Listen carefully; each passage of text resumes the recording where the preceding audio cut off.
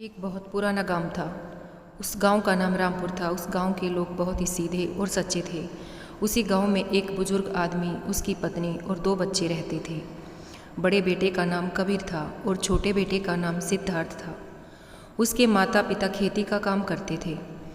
वह एक किसान थे। समय के साथ साथ वह दोनों भाई अब बड़े हो गए थे। सिद्धार्थ अक्सर अपने भाई कबीर को देखकर जलता था, क्योंकि कबीर स्वभाव से बहुत ही अच्छा था और सबकी मदद करता था। उसके दिल में सभी के लिए आदर भाव और दया थी। लेकिन दूसरे भाई के मन में ऐसा नहीं था। वह अपने माँ बाप से भी अच्छे से बात नहीं करता था और ना ही किसी दूसरे इंसानों या जानवरों पर वह रहम करता था। वह हमेशा दूसरों का अनादर ही करता और नुकसान पहुंचाते रहता था। धीरे धीरे काफ़ी वक्त गुजर गया। कबीर और सिद्धार्थ के माता पिता का देहांत हो गया। उसके माँ बाप इस दुनिया में नहीं रहे। कबीर उस वक्त घर पर नहीं था। वह दूसरे शहर गया हुआ था। जैसे ही उसे इस बात का पता चला, वह सब काम छोड़कर अपने घर पहुंच गया।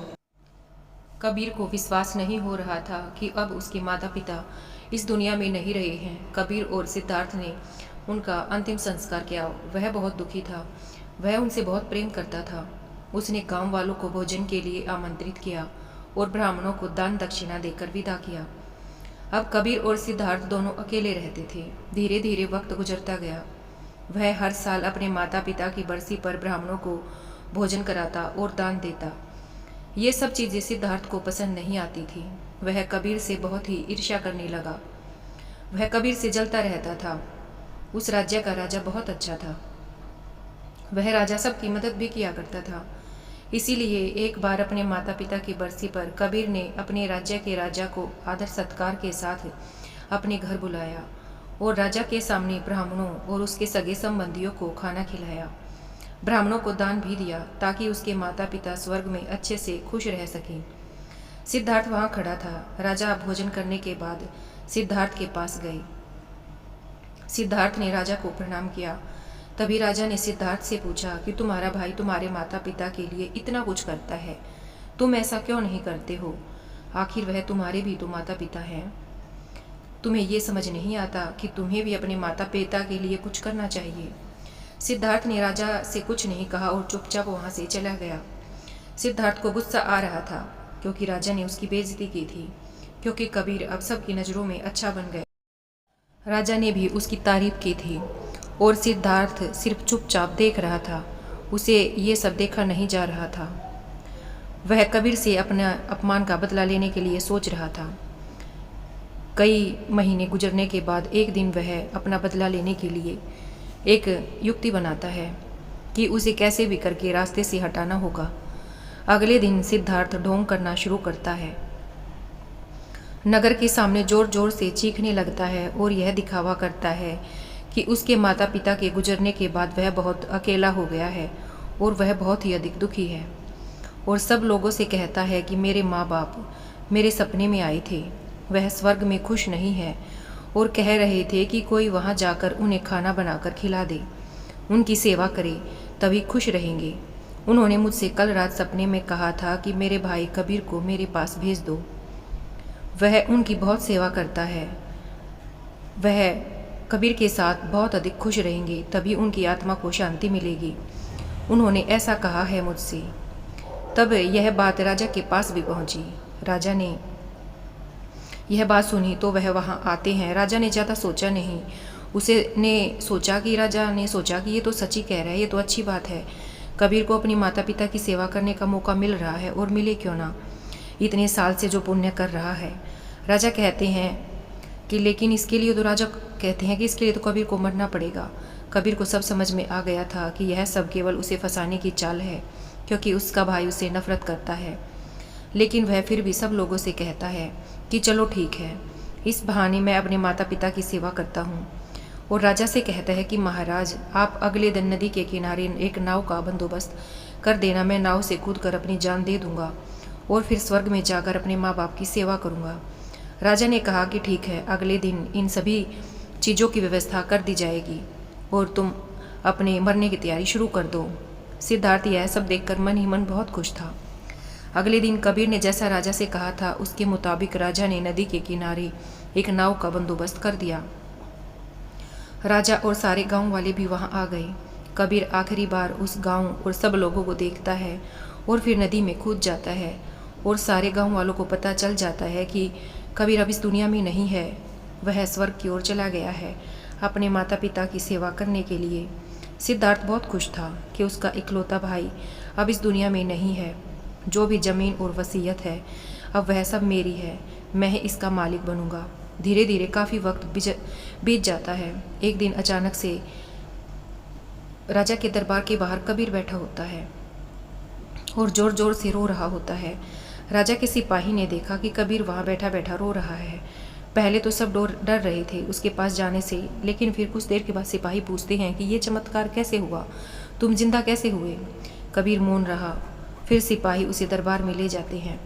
सिपाही कबीर को लेकर आ रहे होते हैं। राजा उसे जिंदा देखकर बहुत आश्चर्यचकित थे और कबीर से पूछते हैं। तब कबीर राजा को बताता है कि महाराज, मैं स्वर्ग में गया था, मैंने देखा कि मेरे माँ बाप अभी भी खुश नहीं हैं, मेरे ऊपर गुस्सा हो रहे थे और कह रहे थे कि तुम्हें तो खाना बनाना भी नहीं आता, तुम तो हमारी सेवा भी ठीक से नहीं कर रहे हो। तुमसे अच्छा तो सिद्धार्थ है जो तुमसे अच्छा खाना बना लेता है और वह हमारा ख्याल भी रख लेगा। तुम जाओ और उसे वापस भेज दो। राजा कहता है कि अगर ऐसा है तो अब सिद्धार्थ को इसके लिए मरना होगा। राजा अपने कुछ सैनिकों को सिद्धार्थ के पास भेजता है। वे सब जाते हैं उसके पास और कहते हैं कि महाराज ने तुम्हें राज दरबार में बुलाया है, और सिद्धार्थ उनके साथ आ जाता है। राज दरबार में पहुंचकर सिद्धार्थ ने देखा कि उसका भाई कबीर वहीं मौजूद था। उसे वहां देखकर आश्चर्यचकित हो गया। राजा उसे सारी बातें बता देते हैं और कहते हैं, तुम्हारे भाई ने माता पिता के लिए इतना त्याग किया है, अब तुम्हारी बारी है। तुम्हारे माता पिता चाहते हैं कि तुम उनकी अच्छे से सेवा करो। राजा उससे कहते हैं कि क्या तुम उनके लिए ऐसा कुछ नहीं कर सकते। सिद्धार्थ अगर कुछ बोलता तो उसकी योजना के बारे में पता चल जाता, इसीलिए सिद्धार्थ को ना चाहते हुए भी ये सब करना पड़ता है। अगले दिन फिर से सारी तैयारी की जाती है। कुछ देर बाद सिद्धार्थ घर आता है और सोचता है कि मैं वहाँ जाऊँगा ही नहीं। अगर मैंने ऐसा किया तो सच में वे मुझे मार ही देंगे। आज रात को ही मैं ये गाँव छोड़कर कहीं चला जाऊँगा। दूसरी तरफ कबीर ने राजा को सारा सच बताया। असल में वह जिंदा कैसे बचा था, उसने पहले ही मछुआरे से बात कर ली थी। जब कबीर नदी में कूदा तो थोड़ी ही दूर के बाद एक मछुआरे ने उसकी जान बचा ली, जिससे उसकी जान बच गई और 1 महीने तक नगर से दूर रहा और किसी को भी नहीं पता चला कि वह जिंदा है। फिर सही समय पर वह राज्य में लौट आया। ये सब सिर्फ इसलिए किया क्योंकि वह सिर्फ अपने भाई सिद्धार्थ को एक सबक सिखाना चाहता था। अपनी योजना के अनुसार वह रात के अंधेरे में ही घर छोड़कर भाग जाता है। वह घर छोड़कर कुछ ही दूर गया था कि तभी राजा के कुछ सैनिकों की नज़र उस पर पड़ती है और उसे रोकने का प्रयत्न करते हैं। सिद्धार्थ और सैनिकों के बीच हाथापाई होती है। सिद्धार्थ को सैनिकों ने पकड़ रखा था। सिद्धार्थ गुस्से में आकर एक सैनिक के सिर पर एक लकड़ी से मारता है। सिर पर चोट लगने से उसकी वहीं पर मौत हो जाती है। कबीर ने राजा को जो सारी बातें बताई थी वे सब माफ़ करने वाली नहीं थी, लेकिन जैसे ही राजा को यह बात मालूम पड़ती है कि सिद्धार्थ गांव से भाग रहा था और उसने एक सैनिक की हत्या कर दी है, ये सारी बातें जब राजा को पता चलती हैं तो वह अब सिद्धार्थ पर और भी अधिक गुस्सा हो जाता है और राजा क्रोध में आकर उसे मृत्युदंड का आदेश दे देते हैं। अगली सुबह उसे नाव से धक्का देकर मारने का आदेश जारी किया जाता है। उसको उस आखिरी समय पर अपनी गलती का एहसास होता है कि ज़िंदगी के अंतिम वक्त में भी उसने लोगों का बुरा ही किया। वह रो रहा था। उसे अपने जीवन के आखिरी पलों में अपनी गलतियों का एहसास होता है। आपने ये कहावत तो सुनी ही होगी कि अब पछताने से क्या होगा जब चिड़िया चुग गई खेत, और पछतावे के साथ उसे अपनी जान से हाथ धोना पड़ता है। दोस्तों, कर्मों का फल ऐसा ही होता है, जैसी करनी वैसी भरनी। बुरे इंसान को आखिरी वक्त तक सही और गलत का पता नहीं होता है। ज़िंदगी ऐसे ही चलती रहती है। ज़िंदगी जो है वो समझने की चीज़ है, हमें इसे ज़रूर समझना चाहिए। मनुष्य के द्वारा किए जाने वाले सभी कर्म उसके विचारों से बनते हैं। हमारी सकारात्मक या नकारात्मक सोच विचार हमारे विचारों को जन्म देती हैं और वही विचार कर्म बनाते हैं। इस तरह सोच सकारात्मक होने पर ही अच्छे कर्मों का निर्माण हो सकता है। अगर हमें किसी के साथ बुरा करते हैं तो हमारे साथ भी ज़रूर बुरा होगा। जब आप दूसरों के लिए अच्छा करते हो तो बदले में हमारे साथ भी अच्छा होता है।